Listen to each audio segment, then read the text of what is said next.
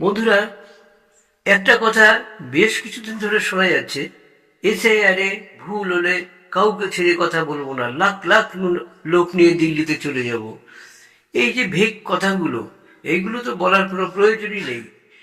Election commissioner of India একটি আলাদা সংস্থা, এর উপরে সম্পূর্ণ ভার দেওয়া হয়েছে, অটোনমাস বডি বলা যেতে পারে। এরা যেটা করবে সেটা সেন্ট্রাল গভর্নমেন্টের কোনো পার্টি তাকে হাত দিতে পারবে না।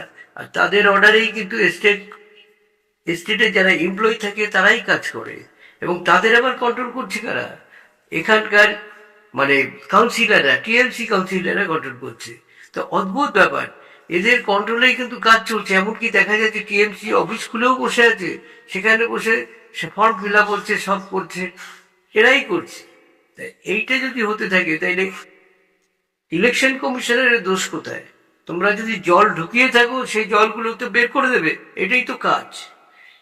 এবং এটা আমি মনে করি প্রতি 5 বছর অন্তর এসআইআর করা উচিত। সে বিজেপি আসুক আর টিএমসি থাকুক, যে থাকবে তার বিরুদ্ধে যদি কোনো বাজে কাজ হয় তার বিরুদ্ধে কোনো অ্যাকশন নিতে হবে। বলুন, আপনারা বলুন, যারা আমার এই কথাগুলো শুনছেন অবশ্যই তারা প্রতিক্রিয়া জানান।